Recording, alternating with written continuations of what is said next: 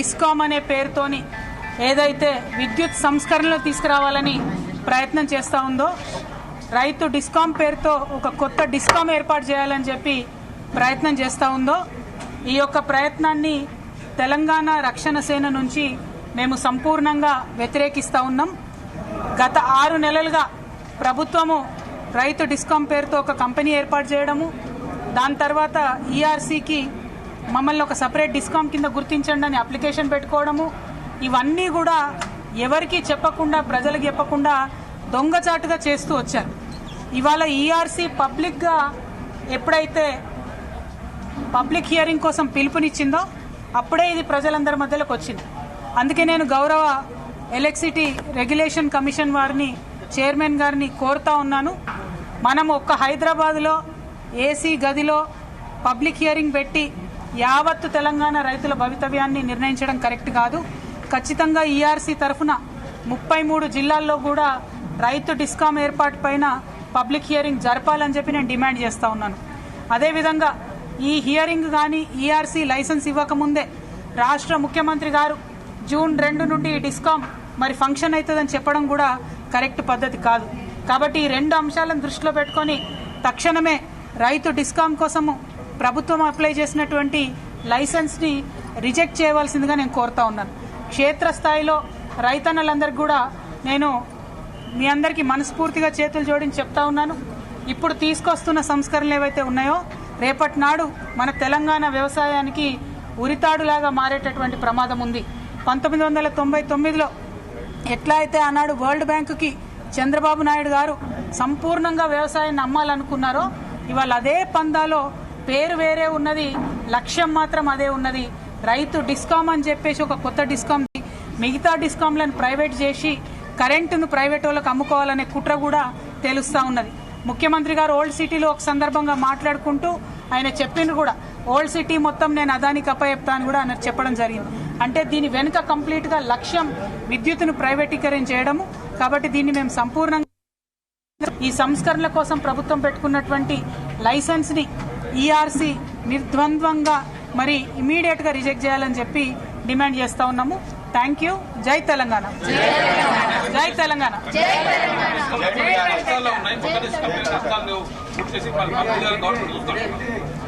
ఉన్న డిస్కాంలు కష్టాల్లో ఉండడానికి ప్రధానమైనటువంటి పాత్రధారి ప్రభుత్వం. ప్రభుత్వం ఇవ్వాల్సినటువంటి 54,000 కోట్ల బకాయిలు రేపు పొద్దున ఇస్తే డిస్కాంలు లాభాల్లోకి వస్తాయి.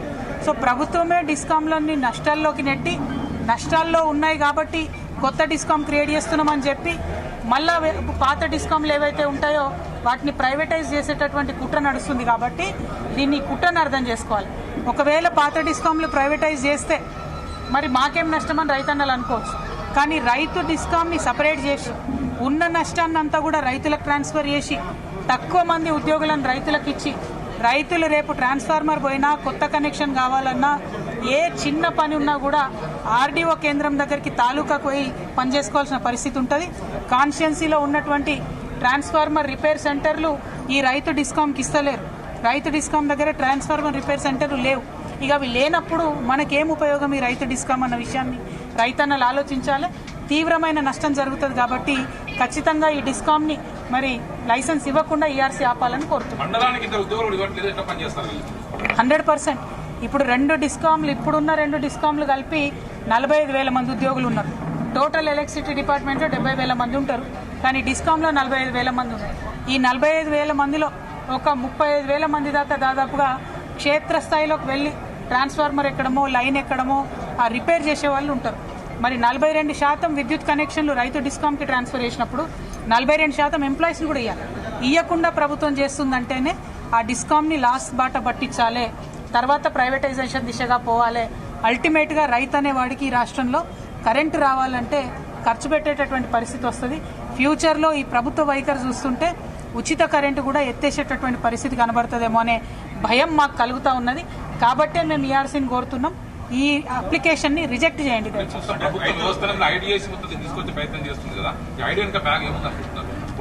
100% ప్రైవేటైజేషన్ చేయాలన్నదే కుట్ర అండి, వేరే ఏం లేదు. ఆల్రెడీ కొన్ని ప్రైవేట్ కంపెనీల లైన్లు శంషాబాద్ వరకు వచ్చినాయి, అది పోయిన ప్రభుత్వంలో వచ్చినాయి. ఎంత ఘోరం అంటే కొన్ని ప్రైవేట్ సంస్థలకు రోడ్ కట్టింగ్ ఛార్జెస్ కూడా ఎగ్జంప్షన్ ఇచ్చిండ్రు ఆనాడు మున్సిపల్ శాఖ మంత్రి గారు ఇచ్చి మరీ లైన్ లీడ్ దాకా తీసుకొచ్చే ప్రయత్నం చేశారు. అంటే ఇప్పుడు రేపు పొద్దున ఏం చేస్తారు వీళ్ళు డైరెక్ట్గా ఏవైతే వేరే 2 డిస్కామ్లు ఉంటాయి రైతు డిస్కామ్ కాక వాటిని టేకప్ చేస్తారు, ప్రైవేట్ సర్వీసెస్ ఇస్తారు. ఎట్లా అయితే ఇవాళ సెల్ ఫోన్ రంగంలో ట్రాన్స్పోర్టేషన్ జరుగుతూ ఉందో పోర్టేషన్ జరుగుతూ ఉందో నంబర్స్ ఆ టైప్లో రేపు విద్యుత్ రంగంలో కూడా జరుగుతుంది. దీనివల్ల అత్యధిక నష్టం రైతుకు జరుగుతుంది. కాబట్టి మేము ఈ యొక్క అంశాన్ని వ్యతిరేకిస్తాం. వ్యవసాయ రంగంలో అనేక సంస్కరణలు తీసుకొచ్చేందుకు ఈ యొక్క డిస్కౌంట్ తీసుకొస్తామని చెప్పి ప్రభుత్వం. ఇప్పుడున్న పరిస్థితి ఏంటంటే ఉన్న 2 డిస్కామ్లలో రైతులు ఉంటారు, అదేవిధంగా పే చేసేటటువంటి డొమెస్టిక్ సప్లయర్స్ ఉంటారు, పరిశ్రమలు ఉంటాయి, వాళ్ళు డబ్బులు కడతారు కరెంటు కొన్నప్పుడు. రైతులకేమో ఉచిత కరెంట్ ఉంటుంది. అందరూ ఒక దగ్గర ఉన్నప్పుడు ఏమైందంటే రైతులకు ఇవ్వాల్సిన ఉచిత సబ్సిడీని ఈ పేమెంట్ చేస్తున్న కస్టమర్స్ నుంచి క్రాస్ సబ్సిడీ చేస్తారు. వేరే 3 కంపెనీలు చేస్తే ఏమవుతుందంటే రైతు డిస్కామ్కి క్రాస్ సబ్సిడీ చేరాదు. ఒక కంపెనీ నుంచి ఒక కంపెనీ బదలాయించరాదని పైన ఇప్పుడు చైర్మన్ గారు కూడా అదే మాట చెప్పింది. ఆ బదలాయించరాదు అన్నప్పుడు క్రాస్ సబ్సిడీ ఇవ్వనప్పుడు ప్రభుత్వం ప్రతి సంవత్సరం 25,000 కోట్ల రూపాయలు సంవత్సర స్టార్టింగ్లో కట్టాలి. ప్రభుత్వం యొక్క చరిత్ర గత 2.5 ఏళ్లుగా చూస్తే 54,000 కోట్ల బకాయిలు ఉన్నాయి. అంటే వాళ్ళు ఇస్తలేరు సబ్సిడీ. మరి సబ్సిడీ ఇవ్వకుండా సపరేట్ డిస్కౌంట్ పెడితే అది ఫెయిల్ అవుతుంది కదా. ఫెయిల్ చేయడానికి ఎందుకు డిస్కౌంట్ పెడుతున్నారు అన్నది మా ప్రశ్న. కాబట్టే రిజెక్ట్ చేయాలని ఈఆర్సీని అడుగుతున్నాం.